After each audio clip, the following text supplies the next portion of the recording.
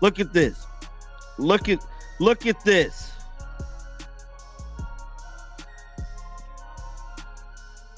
See that? Grabbing, physically grabbing her, applying pressure, pushing her. Look at Brittany Griner. New footage just dropped, and it's disturbing. It shows exactly how Caitlin Clark, the WNBA's crown jewel, the ratings juggernaut, the face of the league's revival, got hurt. And let's be real, what we're seeing isn't just ugly, it's infuriating. This wasn't just a hard foul, it was reckless. It was targeted, and it exposes something fans have been shouting about for weeks now. The WNBA has a serious problem with protecting its stars. Caitlin Clark didn't just carry college basketball, she dragged women's hoops into the mainstream spotlight, and now she's the latest casualty of a league that seems more focused on toughness than safety. If this is how the W treats its most valuable player, then something is seriously broken. Finally, a player that's worth paying the money for. Caitlin Clark comes along. What do, WNBA? You beat her up. You treat her like crap. You treat her like she's dog doo-doo, dude. I never seen this in any sport, bro. Not even Jordan. Here's the part nobody in the WNBA front office wants you talking about. Caitlin Clark didn't just tweak a quad out of nowhere. She didn't pull up during warm-ups or slip during drills. This injury has fingerprints all over it. She was hacked, shoved, grabbed, and hit over and over by defenders who looked like they were auditioning for a wrestling promo, not playing professional basketball. And the refs, they stood there like statues, whistles swallowed, eyes conveniently elsewhere. It was open season on Caitlin Clark, and the people paid to protect her, they just let it happen. Caitlin Clark has been moving in slow motion. As good as she's been moving in slow motion. And it is, it makes sense. It genuinely makes sense. All of this stuff. And you've got Scott Agnes, a reporter, saying that the injury has been bothering her since training camp. So she's been playing. So essentially, she was massaging the area and wearing a pad during the Iowa preseason game. They're saying lower leg injury for some reason. Minor quad strains need 2 to 4 weeks of rest, and they can nag you. On May 26, 2025, the Indiana Fever officially announced that their franchise star, Caitlin Clark, would be sidelined for at least 2 weeks due to a left quad strain. 2 weeks. That's the optimistic estimate. Just 4 games if everything goes perfectly. But let's be real, muscle injuries don't care about schedules. Anyone who's been around sports knows this could easily turn into 3 weeks, a month, or more. People are noting that a grade 1 quad strain is 1 to 2 weeks, a grade 2 quad strain is 3 to 6 weeks, and grade 3s would need surgery. This is not like the end of the world of injuries at all. I think what is so dark about this is that Caitlin Clark will definitely be missing a lot of basketball in a short WNBA season. Obviously, the best thing to do is to rest her so that when she does come back, she is fully healed and the injury can't get worse. Though it is hard to measure when these types of injuries are better, I will say having a quadricep injury is much better than having like a calf injury or a hamstring injury. And I have to say that I did notice in the Liberty game, Caitlin Clark's shots were all very short. So it was showing that she wasn't like getting off and she was having a difficult time making those threes, and a lot of explosiveness from those 3-point shots does come from your legs. Her shot was just so obviously off, and for it to be short, it kind of makes a little sense. While the Fever are brushing this off as just another routine injury, the newly surfaced footage says otherwise. Loud and clear. This isn't speculation, it's visual proof. The clip in question, it's from the game against the Atlanta Dream. You remember, the one where the crowd was yelling, "You're in Atlanta," like that, somehow gave them a license to go full contact. In this footage, you see it all. Caitlin Clark getting grabbed, shoved, and body checked like it's a football game. Players weren't just playing tough defense. They were crossing the line, using every physical trick in the book to wear her down. This wasn't a game plan. This was a message, a deliberate, coordinated effort to break the WNBA's biggest star and the refs. They let it ride like nothing happened. All of it happened right in front of them, and they did absolutely nothing. Look at this. Look at how physical they are. Now, granted, Caitlin Clark has been in the weight room this season, but I'm telling you right now, there is only so much your body can take, man. Look at how close Ryan Howard playing her. This is crazy. And this is just one video. This is just one video. I got another one I want to show you guys as well. But here's where things really start to raise eyebrows. Multiple reports, including from fans who were at the games, say Caitlin Clark had been using heating pads on her quad for weeks. Not just recently, possibly going all the way back to preseason. Let that sink in. This is the same woman who hadn't missed a single game since 2017. She played 185 straight games between Iowa and the Wnba without ever sitting out. And now we find out she's been pushing through an injury that clearly needed treatment just to stay on the floor. She was literally playing in pain just to suit up every night. And instead of protecting her, instead of blowing the whistle on all those obvious hacks and hits, the refs just let it slide. Game after game, she got hacked, bumped, and slammed, and the officials turned a blind eye until eventually her body had enough. The commissioner's the worst commissioner in sports. She is horrible. She wants rivalries, this WWE style. Like, nobody wants to see that, Kathy. You're a horrible commissioner. You know what? Have some dignity and just resign today. You ruined this thing. You ruined a great thing. This could be the first time you don't need the NBA assistants to go in the green. But you're going to go in the red this year because you're an idiot. You're stupid, and the fans don't like this shit. We want to see quality basketball. Nobody's asking for Caitlin Clark to get a handout. We just want to see some fair refereeing, because these referees from Temu and Wayfair, they're garbage, bro. I've seen better refereeing at a Pee Wee game, bro, at AAU. They suck. And then on top of that, the players, they're just not likable, man. They're not. That's the problem with the league. They're not likable. Caitlin Clark's likable. If you're enjoying this, hit that subscribe button. Now let's be real. The timing of Caitlin Clark's injury couldn't be worse for the WNBA. And honestly, the league has no one to blame but itself for the financial hit it's about to take. Let's break down the numbers. Because unlike the refs, numbers don't lie. In 2024, there were 24 nationally televised WNBA games that crossed the 1 million viewer mark. Guess how many featured Caitlin Clark? 21. Yeah, 21 out of 24. Games with Clark averaged a whopping 1.19 million viewers. Games without her, just 394,000. That's not just a gap, that's the line between a booming business and a forgotten sideshow. And the fallout is already hitting hard. Ticket prices for the feverishly hyped Clark versus Angel Reese rematch just tanked. We're talking a 42% drop from an average of $137 to just $80 the moment her injury was announced.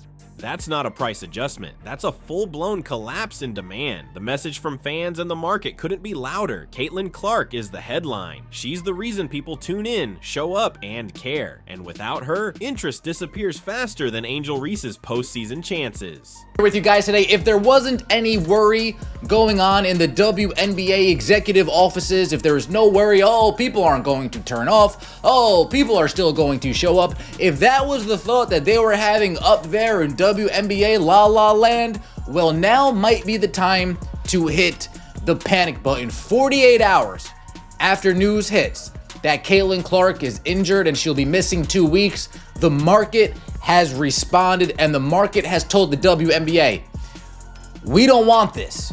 We want her, but we don't want this. What am I talking about? Indiana Fever ticket prices to games over the next 2 weeks have dropped 42% since Caitlin Clark's injury announcement, an average ticket price of $137 all the way down to $80.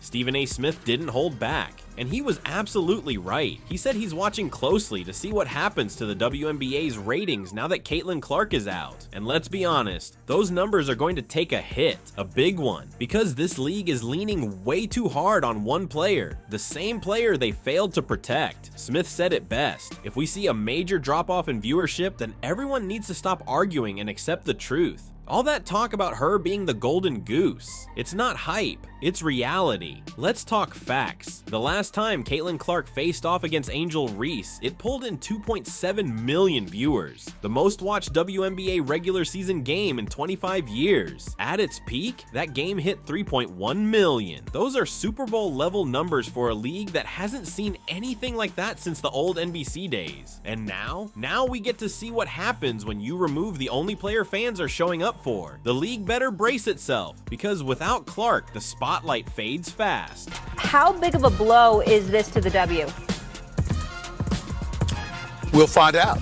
We don't know yet, but I'm going to be really, really interested in seeing, Molly, what kind of effect this has on the WNBA's ratings, because If for some reason there is a precipitous drop-off, then everybody needs to stand down and recognize the fact that the speculation or the assertions and assumptions about her being the golden goose is validated. Let's get into the real issue here, the officiating. Coach Stephanie White didn't mince words. She called it egregious and said the level of disrespect her team is facing right now is flat out shocking. She even pointed to a staggering -31 free throw differential across recent games. And she made it clear, we're not just launching threes, we're attacking the rim. Translation, Caitlin Clark is getting clobbered every time she drives inside. And the refs, they're just standing there, letting it happen. The ending of that Liberty game was the perfect snapshot of this entire mess. With the game on the line, Natasha Cloud clearly made contact with Clark, a foul call any other star would get in any other pro league. But the refs stayed silent, letting Clark get hacked with everything at stake. Clark turned to the officials immediately, frustrated, shouting,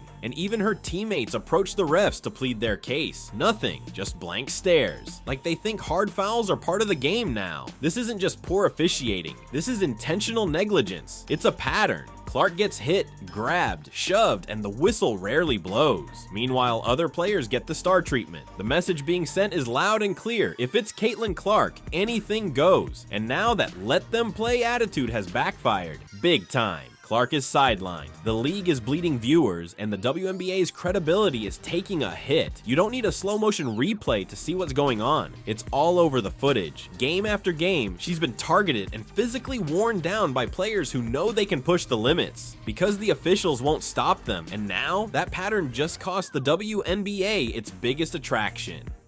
But if anything, this should be a lesson to the league and a lesson to the officiating, because the amount of contact that is allowed without a foul call and the amount of physicality that Caitlin Clark has to battle through being double teamed and triple teamed, and honestly it's mostly just not being called for these fouls, needs to be assessed. Caitlin Clark is the league's star player, whether you like it or not. It shows in the bottom line, it shows in the revenue, it shows in the viewership numbers. Every which way you turn, it shows.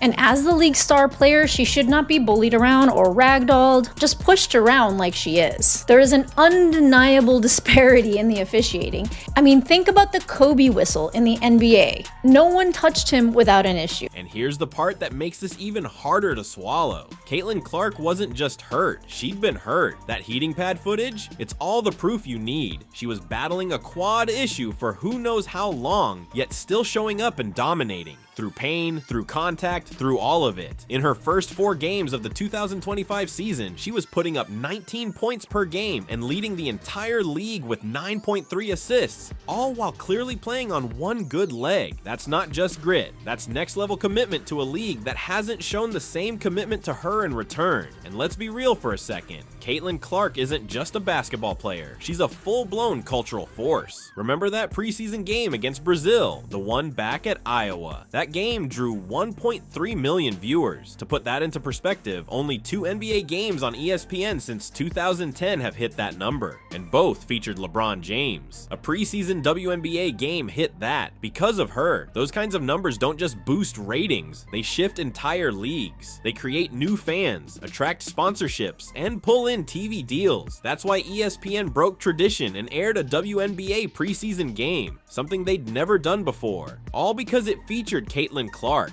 And this season, 41 out of the Fever's 44 games are set to air nationally. That's unheard of. That's not luck. That's not coincidence. That's the Caitlin Clark effect. And now, all that momentum, all that national attention is about to hit pause for at least 2 weeks, maybe longer. Just imagine how much this league is about to lose, and how easily it all could have been prevented. There is literally footage of Caitlin Clark putting heat compression towards her leg. There is literally footage of her putting heat packs on her leg. There is new footage of her heating up her quad when she's playing. And by the way, people have been at games. I've been getting, if you look, like my comment section, I don't read my comment section that much, I'm gonna be honest, but some of the times where I have read my comment section, people have genuinely been like, I'm at the game, Caitlin Clark does not look right on the sideline. Caitlin Clark is coming out, she has heat compression on her quad. She was playing injured. Financial ripple effect of Caitlin Clark's absence stretches far beyond just TV viewership. Visit Indy reported a staggering 501% jump in traffic to their Fever-specific pages right after Clark was drafted. Hotel bookings in Indianapolis consistently spiked during Fever home games. And right now, a $75 million practice facility is being built, all fueled by the buzz and attention Clark brings. This isn't simply about basketball anymore. It's a whole economic engine spinning around one superstar. And now, that engine is about to stall. A setback that could have been entirely avoided. All the WNBA had to do was safeguard their biggest asset. Just instruct the referees to blow the whistle when players grabbed, pushed, or targeted their marquee star. Treat Clark with the same respect and protection given to other top players. Instead, they let her get battered night after night until her body finally gave out.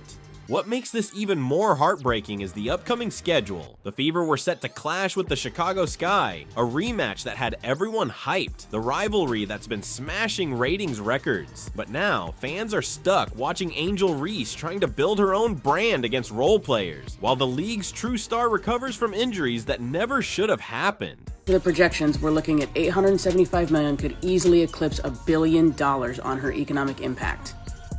Caitlin Clark entering the league last year was responsible for 26.5% of all of their economic activity. So revenue from merchandise, which again, with the CBA as it is currently, she doesn't see a dime of any of that.